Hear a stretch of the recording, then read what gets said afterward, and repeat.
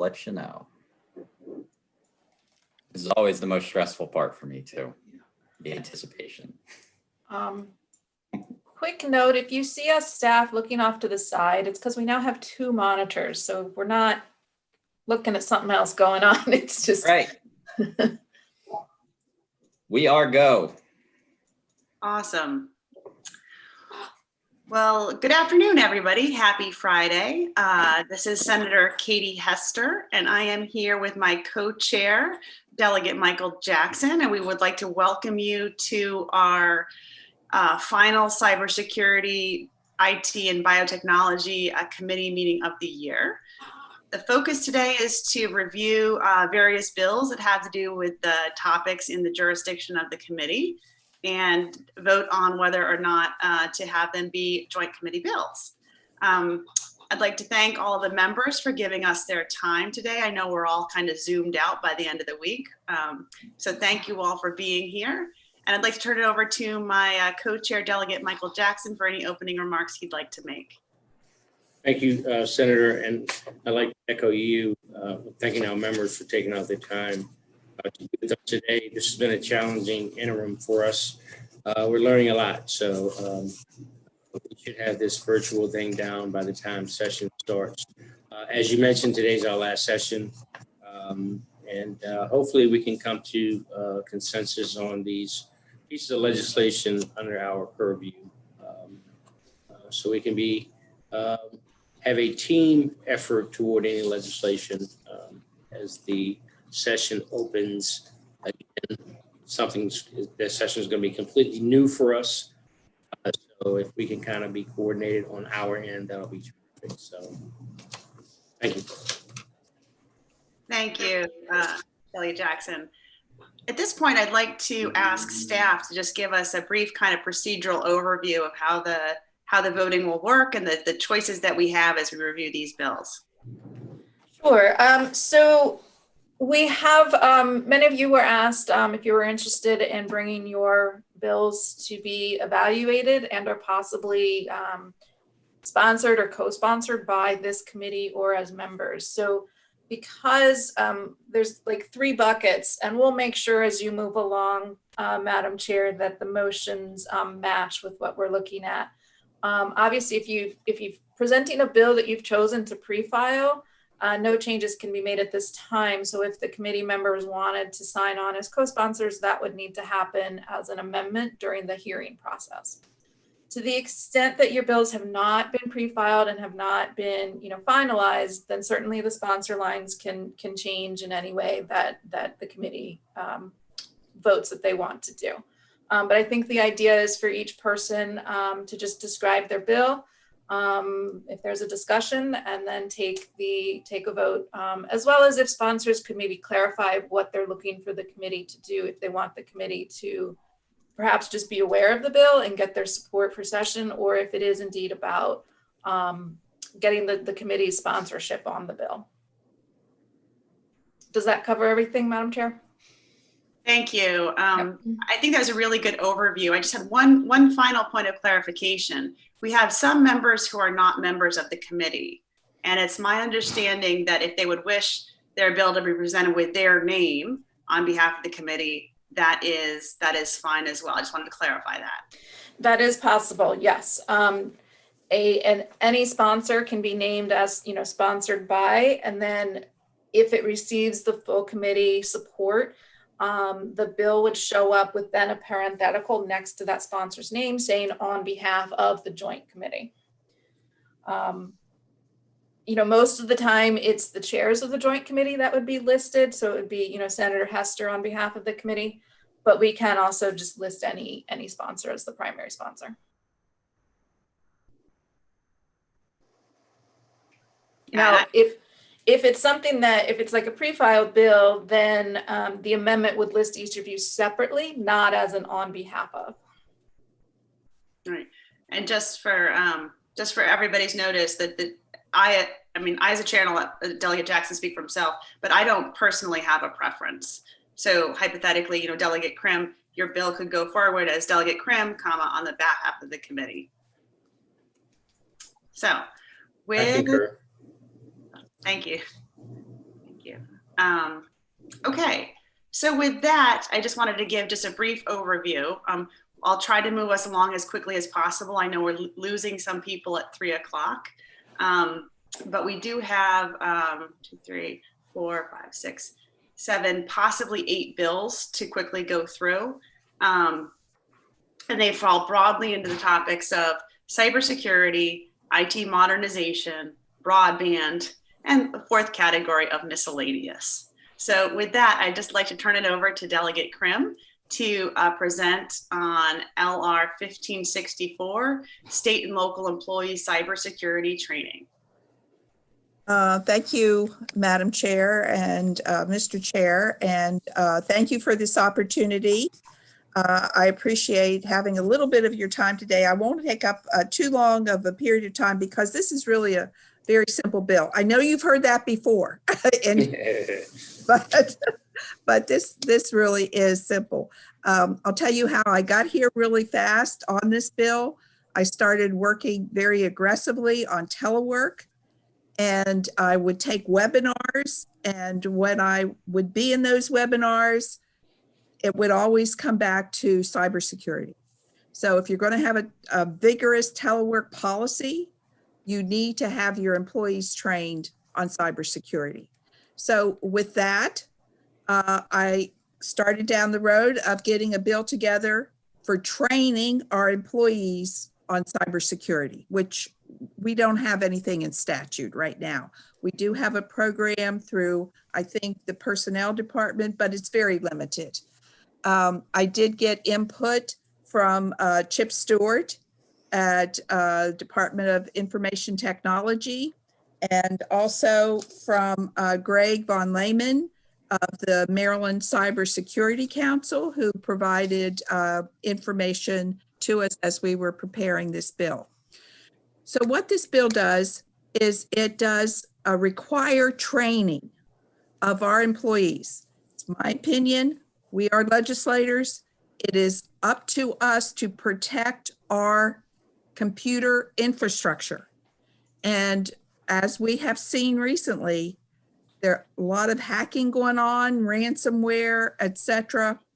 So we have to have our employees trained to recognize something that could be very harmful to our computer infrastructure. So what the bill calls for is the Cybersecurity Council would provide 20 programs online that could be used to train our employees. It'd be up to the agency to decide what program they would want their employees to follow. And of course, it would be an online training.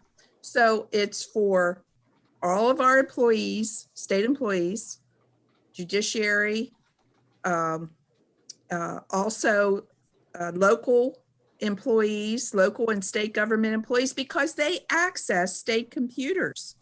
So they need to have some training also in cybersecurity.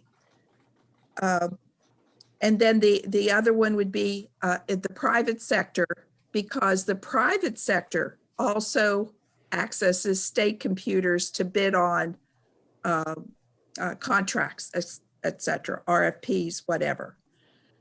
So that's what this bill will do, require cybersecurity training. Now, I've talked to Chip on a number of occasions over at Do It, and he said, you'll probably hear that nobody wants less cybersecurity. We need more cybersecurity, especially in this atmosphere we're in now. So I would appreciate your support. If you have any questions, I'd be glad to answer. I think I provided the LR to you. Yes. Okay. I'd just like to make a comment. Thank you for bringing this legislation forward, Delegate Krim. And in my real world, real job, real life, we are required to have such training in the Prince George's County government, as well as the contractors that engage with our government. So I like the legislation. It's a long time coming. I guess the only question for you is whether you'd be interested in having this under Delegate Krim Could you say that again, Erica, how that would?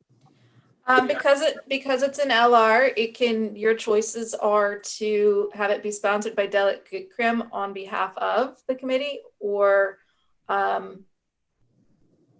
if she doesn't want to bring it in, she can just bring it in as Delegate Krim and get your guys just kind of verbal. It's up to you, Delegate. No, I would like you to say that it would have the support of the committee. I think you do good work. I think you have a good handle on what we need in the state. This is not pre-filed. I know the draft is ready, but it's not pre-filed. We didn't make that deadline. So I think Delegate Bartlett said she had a question, Mr. Chairman. Delegate Bartlett. Thank you, Mr. Chairman, and thank you, Delegate Krim. My question, I was just getting ready to type it. I am assuming that the language that says at least 20 programs, is that something that is just innate to this type of work? I don't quite understand. Are we talking 20 different programs or offering? I don't understand now. That is language that came from the Cybersecurity Council. And it's meant to provide enough diversity to the different agencies and to the different government entities and private sector that will need to provide the training. So that's where that came from. I got you. Okay. So that way it can be subject specific if needed. Yes. Okay. Yes. Thank you. Any other questions? Do you see any hands, Senator? I have a quick question. I don't know how to put my hand up. It's Delegate Watson. Yeah, just to follow back up. So the 20 programs are related to the various agencies who will have access to it, not the curriculum, right? There will be one set of curriculum offered to each of these 20 potential agencies. I think that the purpose of the different training programs is to have employees and other entities that need to have this training recognize when there is an attack or the possibility of an attack on our infrastructure. And there's different ways to achieve that. And I think that's what the training programs are. But I can get you clarification on that. I'm sure if you're asking the question, Delegate Bartlett's asking the question, I think when I do the bill hearing, there will be questions on that from the committee members. So I should be prepared to be a little bit more specific on that. So thank you for the question. Thanks, Yeah, Delegate. and I'm thinking that, as Delegate Krim mentioned, I know in the past we've seen there's an a la carte selection for the agencies, Yes.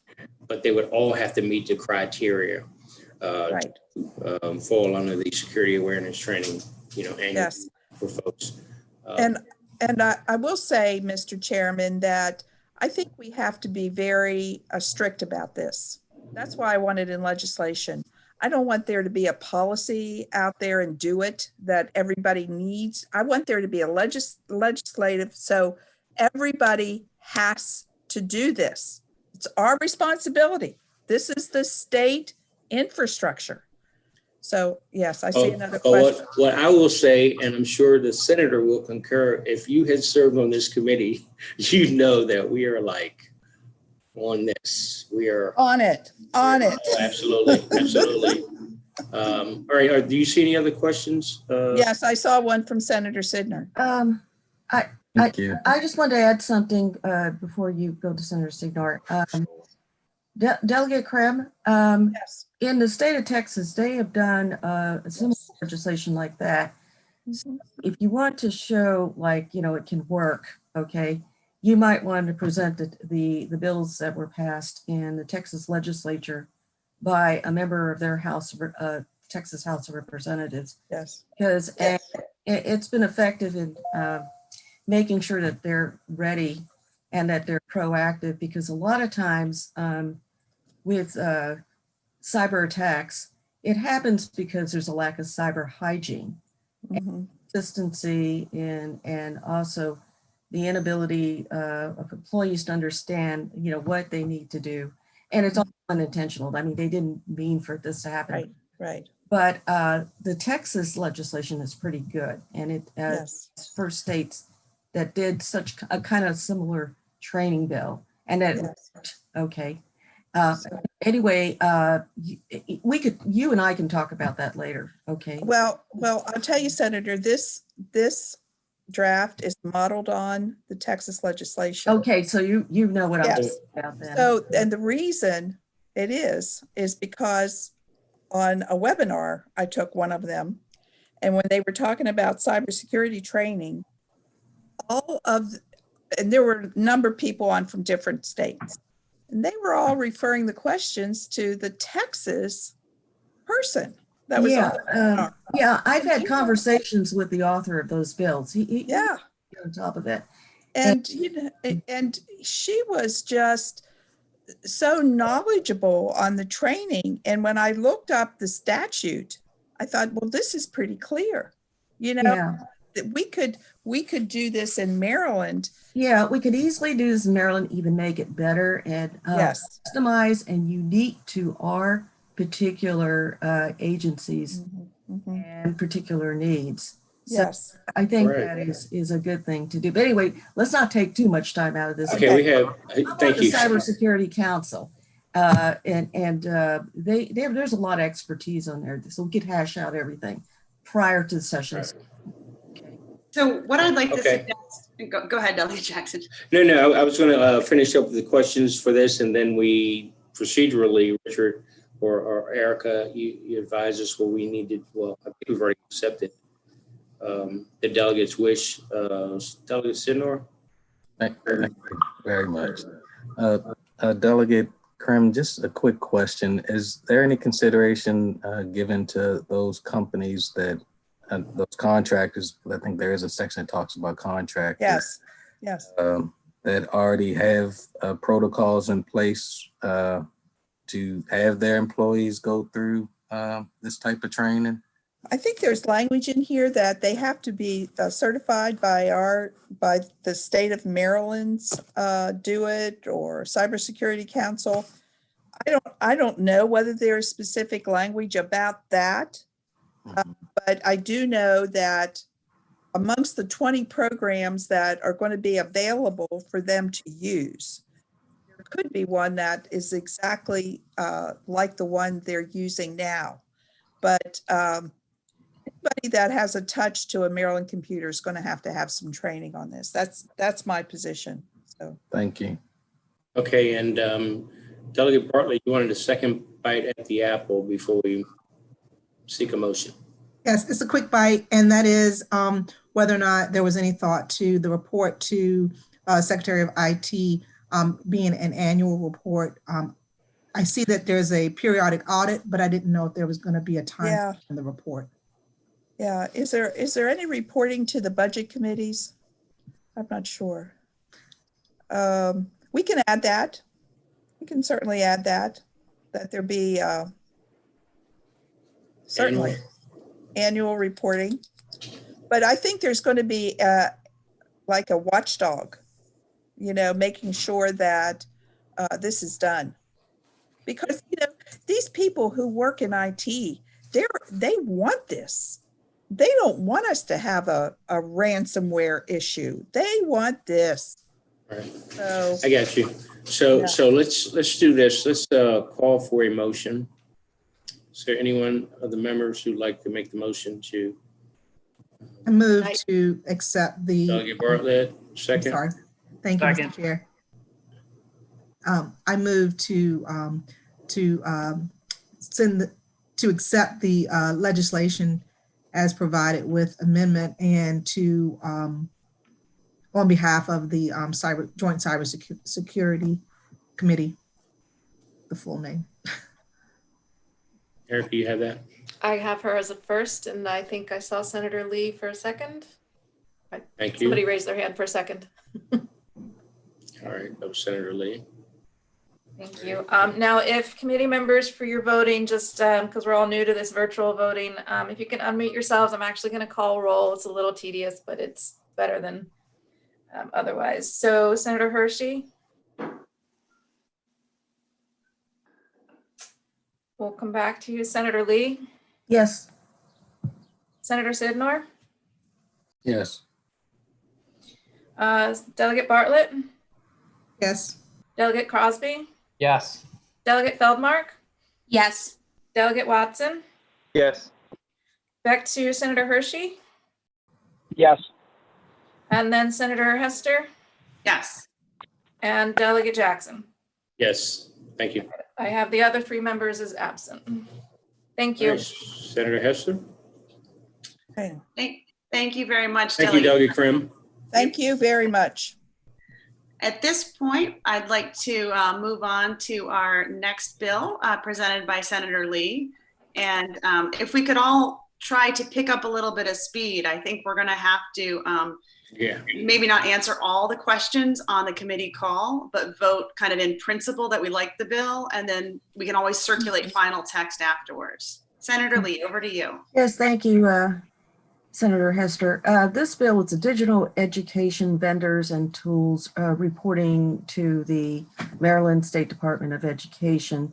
This was a bill that was discussed by this Student Data Privacy Council, who have had meetings over the year dealing with student data, of course, privacy. And they thought that this would be best to address before your joint committee because it's slightly out of their own purview. But this is not a pre-filed bill. This bill would be filed under my name, Senator Lee. And of course, we'd like to, if the joint committee wanted to support it, that would be fine too. It's a simple reporting bill where the local school systems would have to report to the Maryland State Department of Education what contracts they have with digital educational vendors and what digital education tools that have been approved by each of the 24 jurisdictions in the state. The Maryland State Department of Education will be responsible for posting this information on an open website for parents, teachers, and administrators to review and potentially model best practices. The parents would be enabled, they would be able to make decisions and about at the local level through comparison with other jurisdictions. It's mainly a informational tool, and they thought that this would be a good way to. Oh, excuse me, someone. I have a judge calling me, so I gotta be respectful. I'm sorry, I didn't have that on mute. So we respectfully ask that you consider support of this bill. Thank you. Any questions, please? Okay, thank you. This is great. This is a simple reporting bill. Thank you. And I would entertain a motion to by the Joint Committee to support the bill. Thank you, Senator Lee. Is there a motion?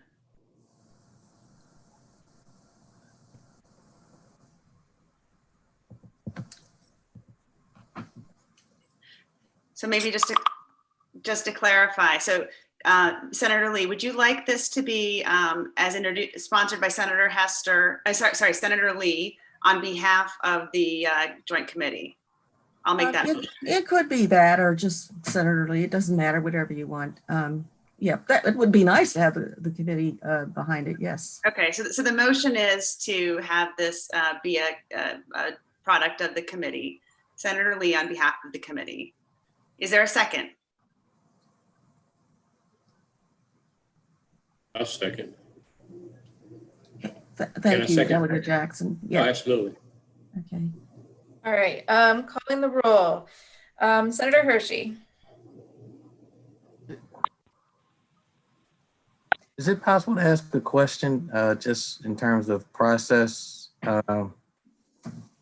What is it that we're voting on? Is it the idea, but since there's no bill, or how does that work?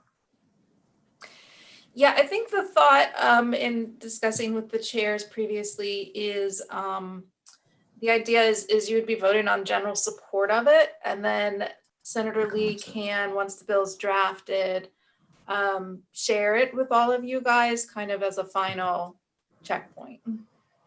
Okay. Thank you. So Senator Hershey? Senator Lee? Yes. Yes. That was Senator Hershey saying yes, got him. Senator Sidner? You're on mute. Yes. Okay. Delegate Bartlett? Yes. Delegate Crosby? He had to step away. Okay. Delegate Feldmark? Yes. Delegate Watson? Yes. Senator Hester? Yes. And Delegate Jackson? Yes. Thank you. Thank you, everyone. Well, I'll get back to you, give you updates on the bill. So we Thank you, Senator. input very in much. it. Okay. Thank you. Thank you, everyone. Thank You're you, welcome. Senator. Senator Hester, while we're waiting on Senator Alford, you want to go ahead with your bills? I would like to. Thank you very much. And Senator Alford just texted me and said her meeting's running a little bit late, but she'll be with us soon. So the first bill on cybersecurity that Delegate Jackson actually co-sponsored with me last year is LR 794. This is the MEMA Coordination Operations Office. This bill passed unanimously the Senate at the end of last session, but didn't have time to make it through the House. I guess we've pre-filed this legislation, so we're asking for individual sponsorships. What this bill does is it takes a disaster preparedness approach to cybersecurity attacks by asking for greater preparedness and coordination between the state and local emergency managers. So if you want to pull up the LR of the bill, you could, staff. But basically the main points, oops, I just lost my notes. Hold on a second. The main points of the legislation are this. It establishes the Cybersecurity Coordination Operations Office. And if you have ideas for a better name, let me know.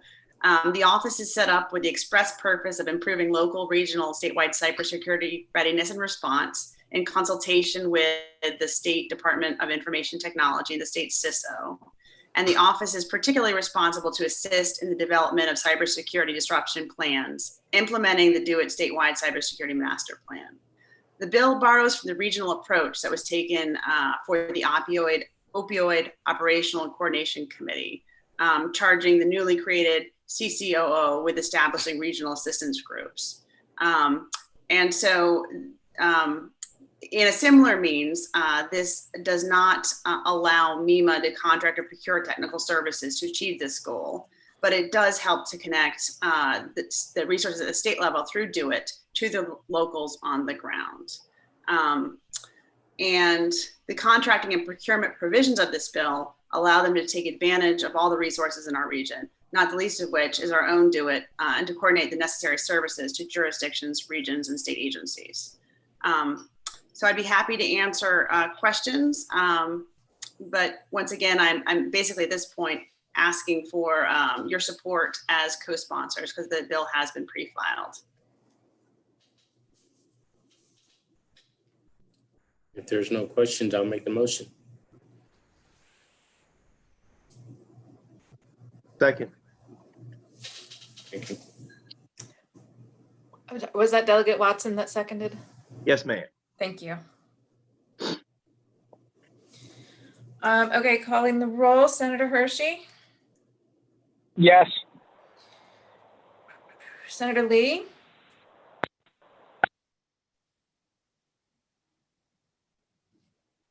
I'll come back to her, Senator Sidner, Yes. Delegate Bartlett, Yes. Delegate Crosby, still absent, Delegate Feldmark, Yes. and Delegate Watson. Yes. Senator Lee,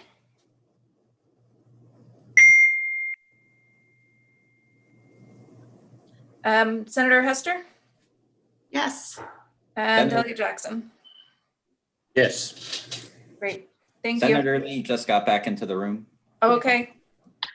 Which bill are we voting on now? Which one is that now? What be on right now. I'm sorry I had to leave for a little while, and I have to probably leave again. Which bill is this? Senator Lee, we're talking about the bill that Delegate Jackson and I have pre-filed. Is this the emergency management bill, right? Yes, yes. Okay. Yes, I support it. Yes. Thank you so much. Sorry I had to leave. Okay. No problem. Okay, thanks. Yes to this. Okay, thank you.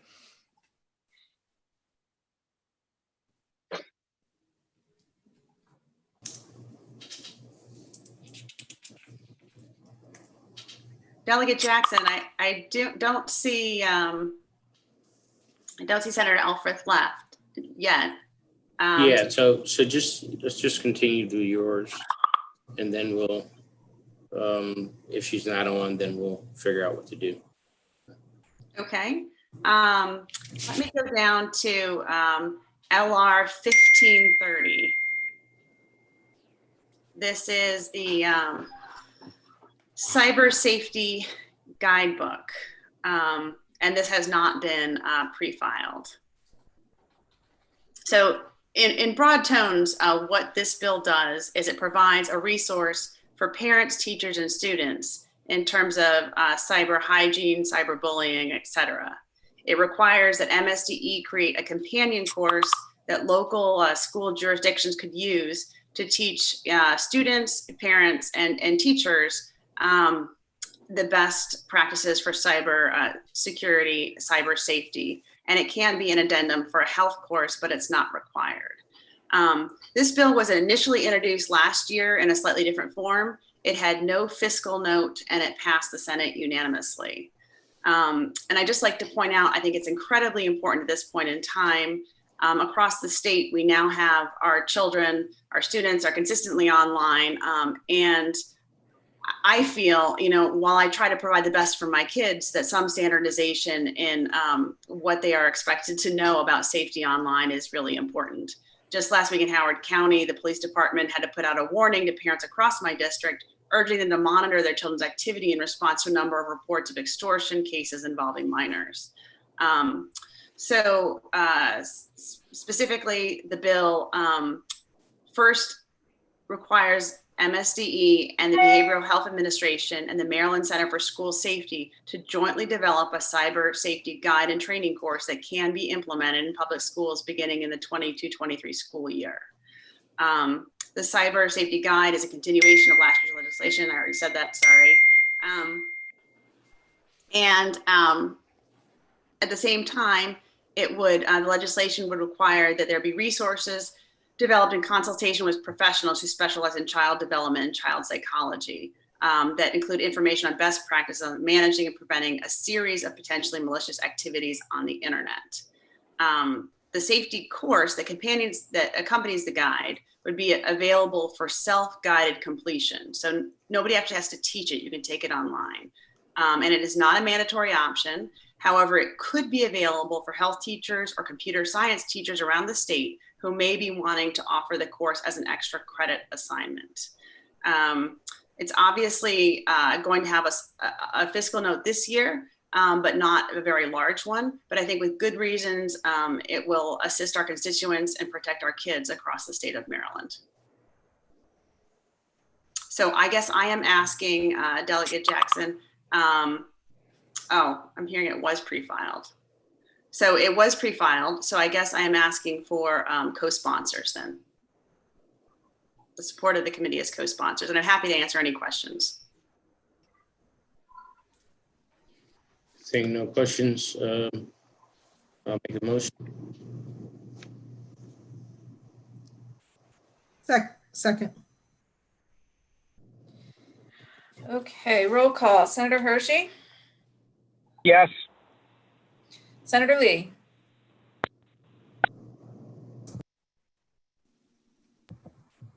Senator Sidnor? This type of legislation might be timely for my county, so yes. Delegate Bartlett? Yes. Delegate Crosby? Still absent. Okay. Delegate Feldmark? Yes. Delegate Watson? Yes. Senator Hester? Yes. Delegate Jackson. Yes, and just to add, last week I did the Educate at 8 podcast representing our committee, and the educators are anxiously awaiting something like this. So, yes.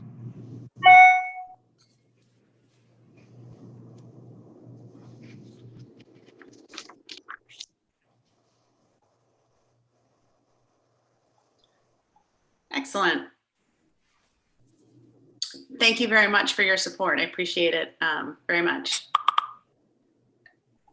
Is Senator Elfreth with us, or shall we go to? Let's keep rolling. Keep rolling. Okay. Let's see. So I have another bill, which I have been working on with Delegate Jackson and staff. This is LR 1681, and this aims to address some of the issues with modernization that we've been talking about. So, I guess as context, I would say that what we've seen this year, what happens in terms of an IT deficit, and what happens, especially with the Department of Labor, when you get to an external point of stress on a system, on the unemployment insurance system in particular, and what can happen when we're in the midst of upgrading, or we've got really, really old legacy IT systems. In the several modernization hearings that we've had this year, our private sector participants have repeatedly raised the point that these projects, modernization projects, when done well, can save us money over time and realize the benefits for our constituents very quickly. However, we have not been able to get a really firm grasp on the status of modernization across the state of Maryland from all of our agencies. And so what this bill would do is require that each agency generate and report on a number of IT related categories for their agencies. This would include the number of vacant IT positions, a breakdown of the agency's use of the IT budget, an update on their major IT modernization initiatives, an update on their cybersecurity initiatives, and the unit or agency's plan to implement their IT goals. These reports would then be transmitted to DoIT, who would compile and analyze the information and send that along to the General Assembly for our knowledge. There's two other components that I'd like to add. The first being a requirement that the agencies utilize DHS services to do some initial cybersecurity testing, and this is available to states for free. And we talked about this at the last meeting. So I guess that is that is how the bill stands now. We've also talked about, we spent a lot of time talking this year around the need to finance these modernization projects. And, we looked at Massachusetts, and they've done some bond initiatives. We've looked at other states. And what I think it might be time for, which is not yet in the bill, but I'm working on adding to it, is to consider creating some kind of oversight or guidance body as other states have done. For example, North Carolina created their Information Technology Strategy Board. In Montana, they've had an Information Technology Board since 2001. So I really think that while as a body we can talk about modernization, we actually need to have a formal specific forum for talking about how we as a state finance these modernization projects and come to grips with it, across all the agencies, so that we are, having a strategic approach across the state to IT investment. So that is an overview of the bill as it stands, which is currently a reporting bill. I am working on adding to it so that we could add in some kind of governing body. And I think what I'm asking for at this point, happy to answer questions, but I think the ask is to, vote on the idea in principle, and then I will circulate the final language once I have it. So happy to answer questions.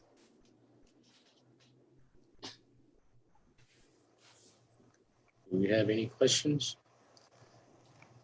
All right. Delegate Watson.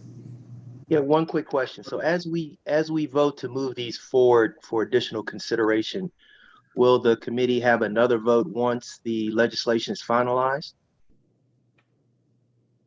Erica, would you be willing to answer that for us? Sure. Procedurally, it's really not necessary because I think you're taking the concept vote now that you're going to circulate it. You'll look at it. If there's significant discussion that needs to occur, I think we can revisit that question at the time. Okay, thank you. Any other questions?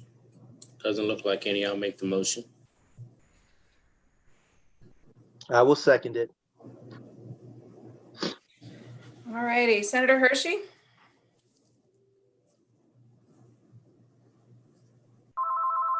Senator Lee? Senator Sidnar? Yes. Delegate Bartlett? Yes. Delegate Crosby? Delegate Feldmark? Yes. Delegate Watson? Yes. Senator Rosa Pepp, I see you have joined. Yes. Okay. Senator Lee and Senator Hershey? Okay. Senator Hester? Yes. And Delegate Jackson? Yes. Welcome, Senator Rose Pep. Thank you. Okay, thank you. So procedurally, I have a question, Erica. Richard, I think we're at the last bill, correct? For Senator Hester? Or What I knew about in advance, it's the last bill is, well, no, there might be one other. yeah, we have Senator Hester has a building out broadband proposal. No. What I said, I thought I said was, okay, so we're on the last bill for Senator Hester. Should Senator Alford not, if she's not on when we conclude this last bill, That would be it. that will be it? Yeah. Do we have, okay. Let me text her. And then I could do my broadband bill, and then she could do hers. And I was also unclear as to whether Delegate Feldmark wanted to talk about the right to repair bill.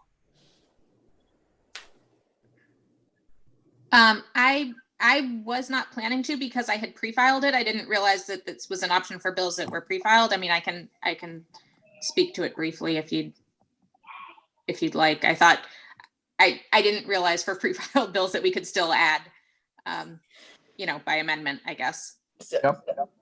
Yeah, that's the process. If it's pre-filed, then you could, come to the hearing with an amendment with the committee members' names on it to show support at the hearing. Okay. I mean, I'd be happy to hear about it. I mean, I'm a fan of the bill. So would I. Sure. I mean, I can speak to it. Do you want to cover your last bill and then I can speak to it if Senator Elfreth hasn't joined us yet? Sure. How about Delegate Feldmark, if you could discuss your bill while Senator Hester tries to reach Senator. Sure. I'm sorry. Thank you. Sure. So just very briefly, and I apologize, you don't have copies in front of you, but so the right to repair legislation is really looking at any manufacturer to provide the information needed for repair and maintenance of a product to independent repair shops. So this is, the biggest area where we've heard about this is in, personal electronic devices, whether it's your cell phone or your Fitbit or whatever, there are independent repair shops who can provide repairs, but manufacturers control who can repair it and actually have, code provisions that if someone other than the manufacturer or their authorized repair person does it, then it actually shuts down, right? So this is a problem that folks have with iPhones, where they can have the battery replaced or some other repair done, but without Apple's sort of secret code to sign off on the repair, then it won't function again, right? So it's making those items available, whether it's, an just information on the repair, or a particular device to allow the device to function after the repair. Make those available at reasonable cost for independent repair of devices. So, and it's not just your iPhone or iPad, right? There are appliances that have computer controls. Farm machinery and tractors is another area where we've seen a lot of concerns about this, where, a farmer is in the field and a machine breaks down, they don't have the ability to repair it or get a local repair person to repair that without it actually being the manufacturer sending the repair person, which can cause, inordinate delays. Unfortunately, it also applies to some medical equipment. And this was sort of new information that came out in the pandemic, that there are times when hospitals have equipment that could be used if it were repaired, and there's a delay in getting repair because they are limited in who specifically can repair it. So I can send the bill if that would be helpful. But Delegate, if you know the LR number, I can pull it up real quick and let me pull it up for you. Okay. And while you're doing that, welcome, Senator Alfred.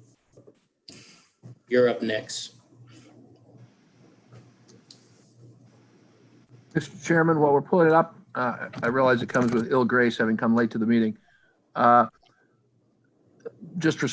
Responding to Delegate Feldmark's bill, I mean, unless somebody has a really good reason we shouldn't endorse it, it seems like a no-brainer to me. I mean, in the practical value of it, it's obviously a restraint of trade and bad for the competitive economic system we have in this country. It is something LR else that she didn't mention, because I remember watching something, I think it was on 60 Minutes. It talked about our ability to repair our own machinery would kind of cut down on a lot of the waste that's going into Absolutely the environmental impact. So Absolutely.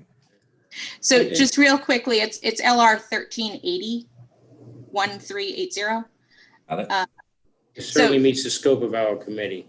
Right. So it is both sort of a consumer rights issue. It is certainly an environmental issue in terms of e-waste and the number of products that are disposed and replaced when they could be repaired.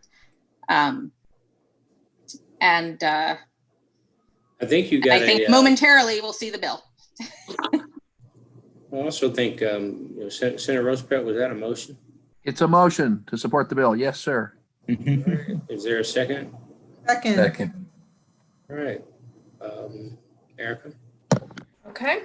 Senator Hershey? Yes.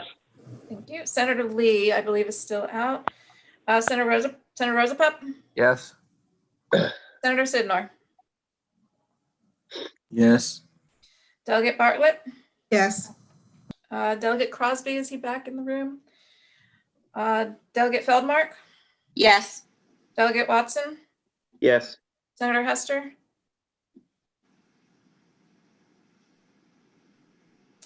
Delegate Jackson? Yes. Senator Hester, I didn't hear your response. Yes, I'm sorry, I was muted. Okay. All right, thank you. Thank you. Senator Hester? Thank you. And thank you for bringing this very important bill forward, Delegate Feldmark.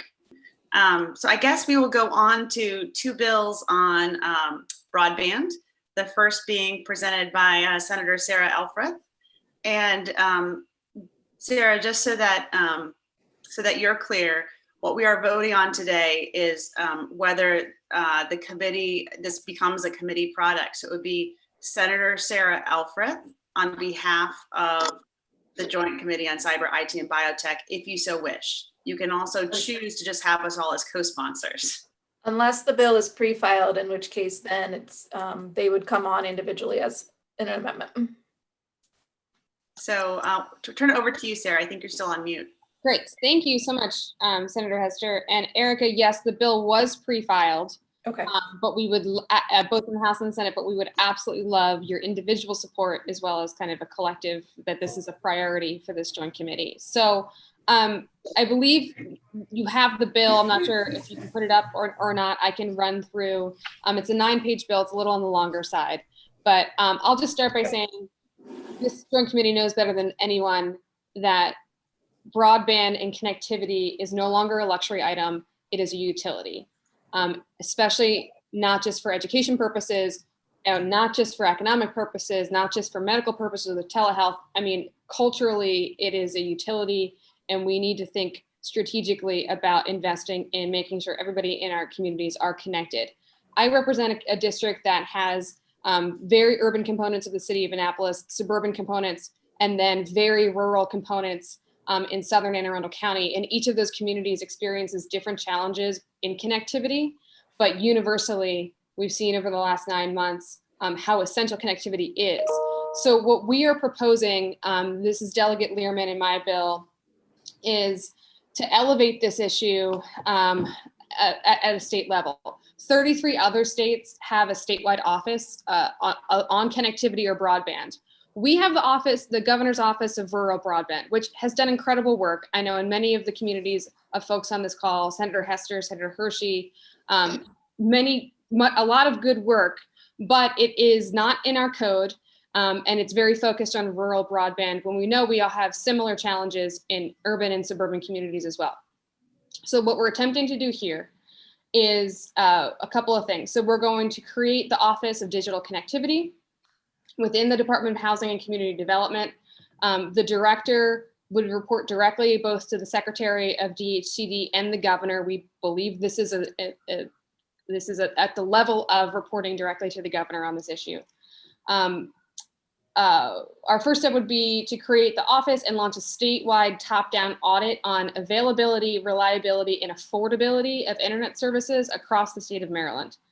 We then use this information to create a public map of the work we have ahead while analyzing internet service prices across the state. With us in this effort, of course, will be our municipalities and counties. They're essential partners here. Looking how, the challenges first before we can come up with solutions. We feel like we need to be intentional about this, and we need the data to make informed decisions. Each of us has heard the horror stories in our districts from constituents. We know anecdotally that this is a problem. Before we can assign solutions, we need to know the extent of that problem. So that's why we're starting with this audit first, mapping, and then being solutions oriented. The last piece would be to coordinate the resources needed to close the digital divide in each of these communities. Really, our goal is to set ourselves up for the influx of federal funding that we know is coming. There was a great article in the Washington Post yesterday about this being a priority for the president-elect and many members of Congress. They're talking about $20 billion across the states in the first 100 days.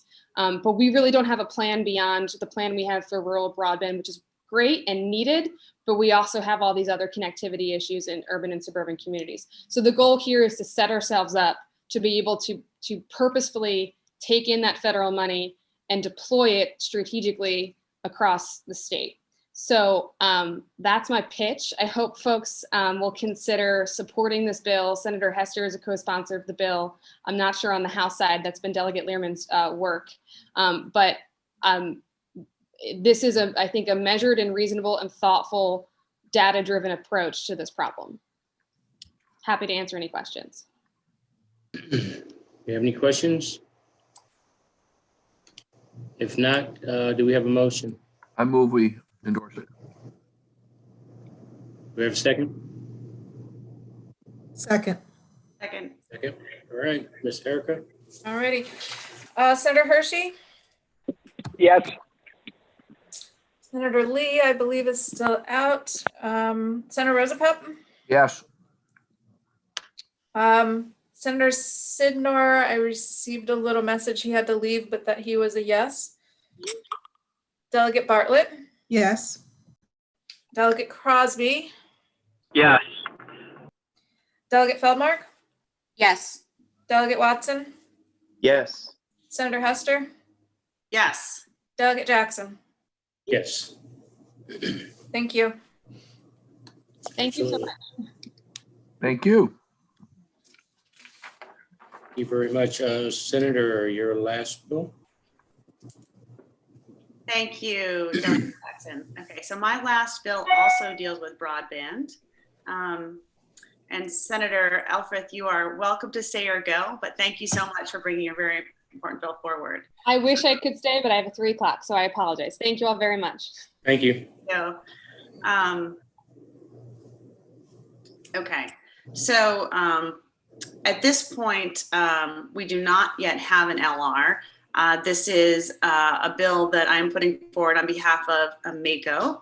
And I believe we have a representative from MACO on the line. It's called the Building Out Broadband Act of 2021.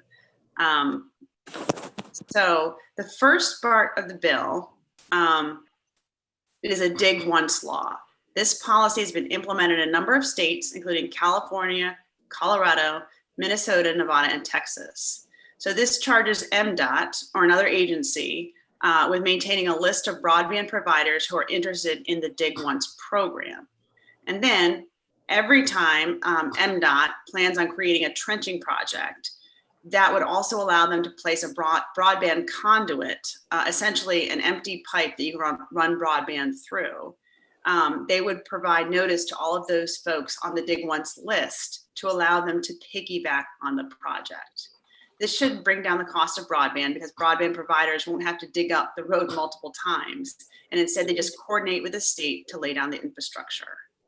Personally, I think our constituents would also appreciate this coordination because it means that we're not constantly opening and closing roads to do multiple projects where we could have just coordinated up front.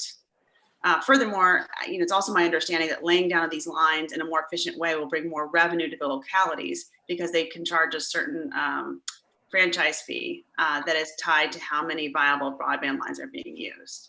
The second part of this bill, which is still in the work, is a digital inclusion fund. It's intended to work with the Dig Once policy to create a fund that could be used to support other less financially viable broadband projects. The current concept is modeled after San Jose and multiple other states that have similar funds, although with various funding streams. So the second part of this bill around the Digital Inclusion Fund is still in the works, but in the spirit of collaboration, I wanted to mention it to this group. And I think that this is a policy that other states are contemplating and is something that still requires more work over the next few weeks, but it's work that we certainly have to get done. And with that, I would answer any questions and also ask that if they're super technical that we have our MACO representative help to answer them. This is Jim Rosepep. It's not a question, it's just a comment. It's my understanding that the Dig One concept is an integral part of the Biden broadband plan. So it fits right in. Thank you, Senator. Can I ask a quick question, please? Does this only apply to state roads, or would there be a similar provision for county road construction projects? MACO. Currently, we have it in our draft language as state roads. Why? Is there, would you object to including county roads? I would love to bring this back to MACO. It's definitely a conversation that I'm open to having. We just didn't include it in the original draft language. I mean, I understand that there may be a little bit of a resistance to a mandate on county governments.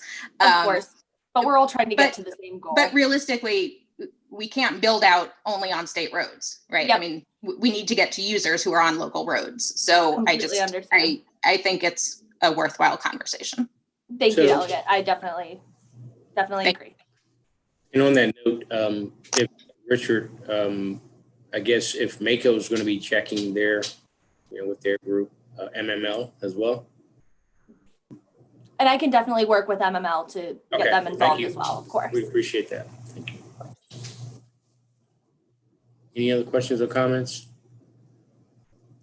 So I think that the bill is still in drafting, so we could definitely keep working on this with MML and MACO and anybody else who wants to send us suggestions. So it would only be a vote in principle, I guess, at this point in time, until you've seen the actual language. Well, I'd like to make a motion to accept this bill. Second. All right, welcome, Senator. All righty. Senator Hershey. Yes, we're agreeing in principle, correct? Correct. Thank you. Yes. Senator Jennings, I saw he has joined. Yeah, give me 5. Come back. Senator Jennings? I'm here. Okay. We were in the middle of a calling roll. I don't know if you're got in time to know the motion and the vote. No, I didn't. I apologize. I got tied up at work. Just vote yes, it's okay. Senator Lee is, okay. Senator Rosapet. Yes. Senator Sidner had to leave. Delegate Bartlett. Yes. Delegate Crosby. Yes. Delegate Feldmark. Yes. Delegate Watson. Yes. Senator Hester. Yes. And Delegate Jackson. Yes. Okay, did I miss anyone? Delegate Jennings, I left you blank for now. Would you like me to record you in any way? Pass right now until I find out exactly what it was we were voting on. Okay, thank you. That's Thanks. everyone. Senator Jennings, I'd be happy to call you immediately after this. Perfect.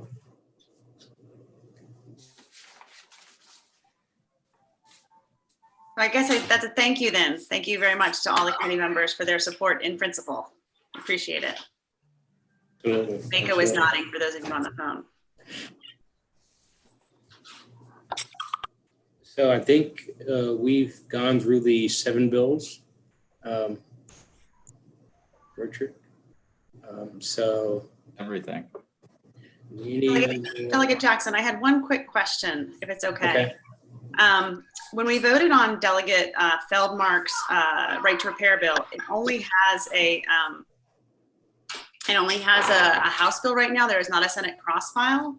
So I would be happy to cross-file it on behalf of the committee and the Senate, or defer to somebody else, anybody else who would like to cross-file it. But I think it's such an important bill, we should have it moving in both houses. And I'm I not agree. sure procedurally if, I guess I should ask with the Delegate Feldmark, is that okay with you? Absolutely. Absolutely. Okay, and then procedurally, Erica, would we have to vote again? Because Delegate Feldmark was pre-filed, and I guess if we have one in the Senate, it will not be pre-filed. So Yeah, I mean, technically, let's go ahead and do that to cover our bases. Okay, so I'd like to propose that we take the right to repair bill as a committee product in the Senate as well as the House. Is there a second? Second. Second. All right, Senator Hershey. I wasn't available for that part of the conversation, so can I just pass, please? Yep. Senator Rosapet. Yes. Senator Delegate Bartlett. Delegate Bartlett. Delegate Crosby.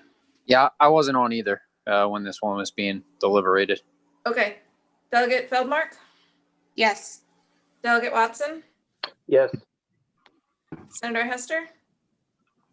Yes. And Delegate Jackson. Yes. Okay. Mm-hmm. So I guess that brings us to the end of our voting session.